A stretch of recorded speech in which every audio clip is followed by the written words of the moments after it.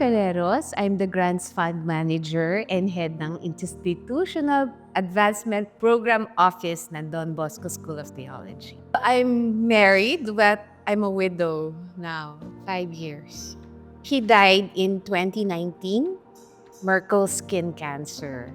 So he was diagnosed in 2018. So a year after, October 11, 2019, he died. So 1 month kami sa hospital noon. I have 2 grown-up kids already. Ages 20 and 26. I actually have a very beautiful marriage. Ang maganda kasi sa aming mag-asawa, we complement each other. So, sa kaisa pa, pag kunyari, hindi ka naman perfect, may irritants ka. Pero kapag may irritants kami, we don't confront each other. So, never kaming nag-away na dalawa. 6 years kami. He has proven himself. Kasi napaka-respectful niya sa parents ko, masilbihin siya sa amin. And anytime in my life that I needed help, he was always there. Not because he was my boyfriend, but he made sure na from the beginning to the end na kailangan ko, he was always there. How was he sure? Pinagtyagaan niya ako all these times na talagang, siguro even with my flaws, he accepted me for who I am. Okay, we got married December 19, 1996. So, he proposed mga 6 months. Stable na, very stable. He knows me and I know him a lot. So, it's really very deep friendship. We started out as friends. He was a very good father. Ang maganda kasi sa kanya, I'm a housewife kasi. Working for 7 years in a bank. And then when I had my son, nag-resign ako. We both decided na, kasi lumaki ako na housewife ang mom ko. We saw it to be a very good model to raise a family. So, nung eksakto, nagbigay ng special separation pay yung bank, then I availed of it. And then since day on, housewife ako until he died. It started out with a lump at the back. So after that, akala namin, sebaceous cyst. Parang taba lang. So he didn't mind it. Pero once in a while, he consults mga friend doctors. So hindi, mukhang sebaceous cyst yan. And then it was just alarming when he felt the lump sa kanyang kilikili. So malaki na. He had no pain. May lump. And then he went and consulted the doctor without telling me. So, sinabi dun ng doctor niya, I'm going to give you medicines kasi baka tuberculosis lang siya. So, pag lumiit yan, then good. And then afterwards, pag hindi yan lumiit, you come back. Hindi siya lumiit. Then afterwards, I still didn't know. Sinabi lang niya na, I'm taking the antibiotic now. See the doctor next week. So parang nagulat ako, what's this? Kasi we usually tell each other, kwentuhan kami ng kwentuhan. Every day and we're the best of friends. After a week, hindi siya lumiit. And then he went there. And then next step is breast ultrasound. After the breast ultrasound, nakita doon, benign. So sabi niya, I'll have this removed. So since tulog na naman ako, pakitanggal na rin yung lump sa likod. So that's what happened. E di na-operahan siya. The usual procedure is biopsy afterward. And then from there, nalaman, it was Merkel skin cancer. Siyempre, nagulantang ang buhay namin. Hindi namin cancer. Akala ko ba benign? So, hanggang, alam mo yung parang in denial to stage 3. So, alam mo kasi pag kinoconsult mo si Google, matatakot ka. It was a very rare kind of skin disease na nangyayari lang sa mga Caucasian men over 60. He was not Caucasian. So, what is this? So, sabi namin, baka nagkamali. So, fortunately for us, meron isang kind of treatment na manggagaling pa sa Germany, which costs 350,000 per treatment. Tinaya namin yun. And then, nung nilagay sa kanya yun, nakita namin, nawala. We were banging on heaven's door. Alam mo, itong hindi ko makakalimutan na usapan namin.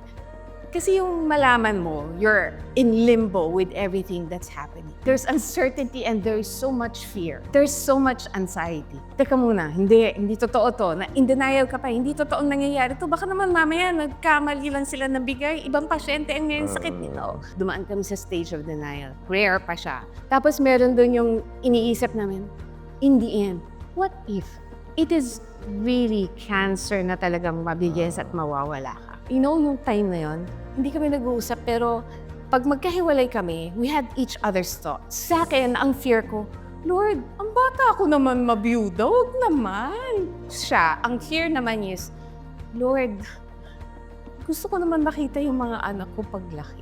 My daughter was 15 and my son was 21.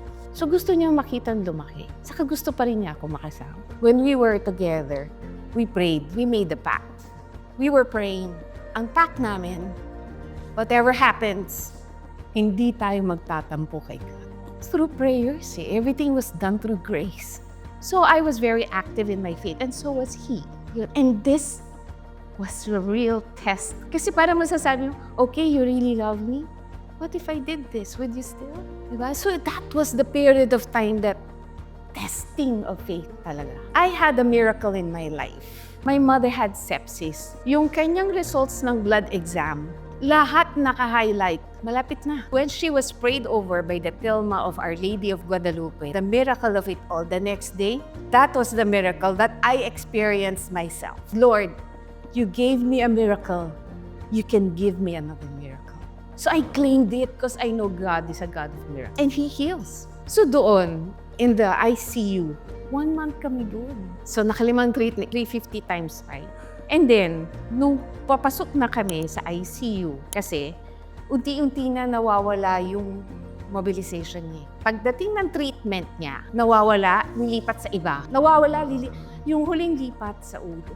So that was the time things were manifesting na. Time na nangihina na yung legs niya, he cannot move it, nag-walker na siya. And then, when he was eating, napansin ko nagda-drop na yung hand niya eh.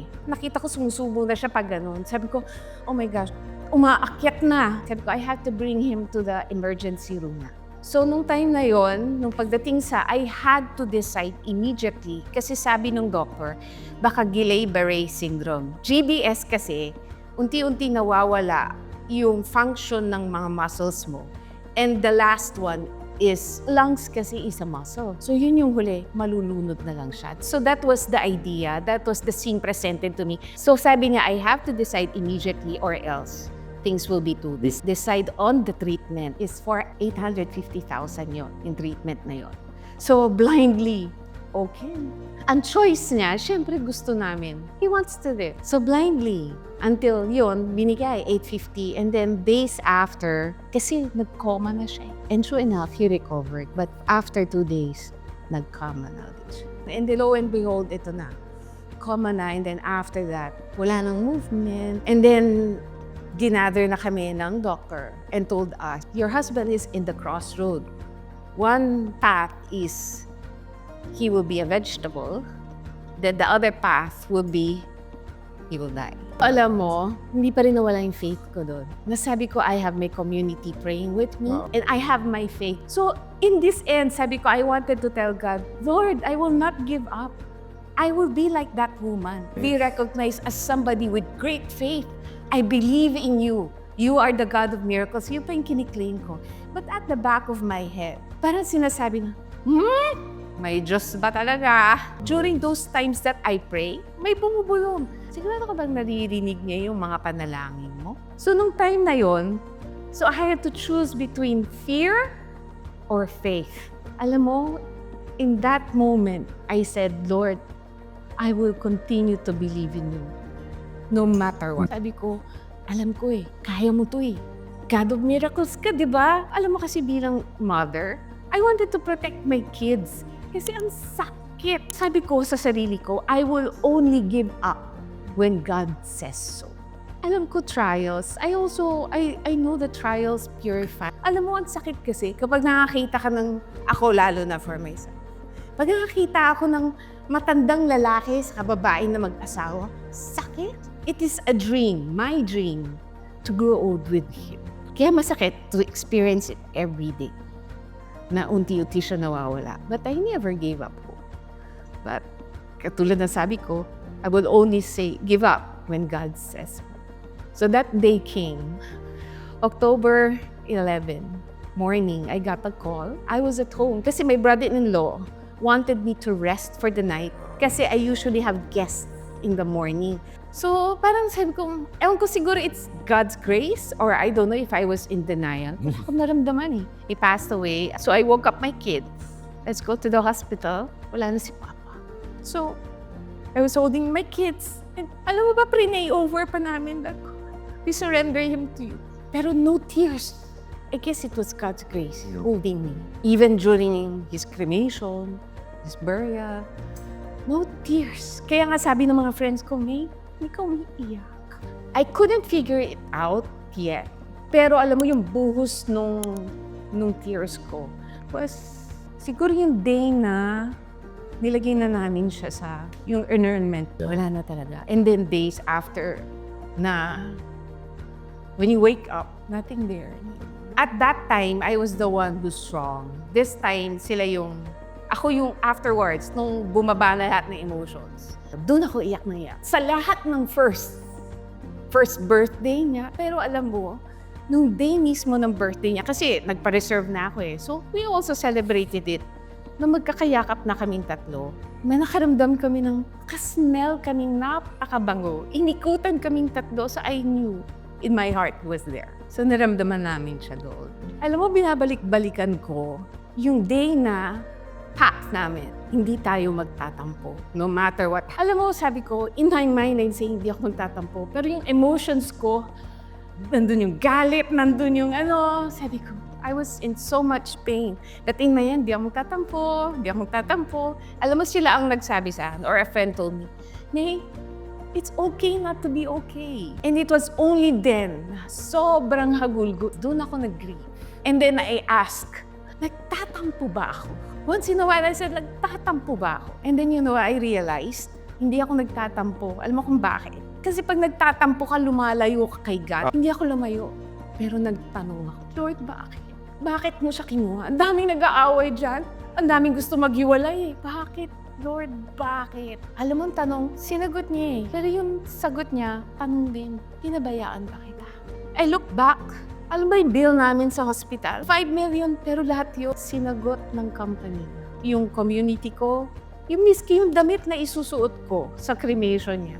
Kasi in-invade nila yung closet ko, pinilian na nila akong damit. I had all the help. Pinabayaan ba kita? Noong time na pandemic, I got a call from Father Francis. Kasi si Father Francis, hindi siya nakapunta sa IC. But nag-patch up ulit kami. He wanted help dito sa Don Bosco. And then, sige Father, I'll try to help po. And then, naging job na siya. Alam mo, nagka-COVID pa ako. So I was again at the lowest point in my life. So I was grieving, and then nagkasakit pa ako, nahihirapan ako. Alam mo, during that time, doon ako for me, low na yung sa husband ko, naging lower pa. So, ang nangyari doon, nung time na yon, sabi ko, nagdasal ulit ako. Sabi ko, Lord, ayoko na.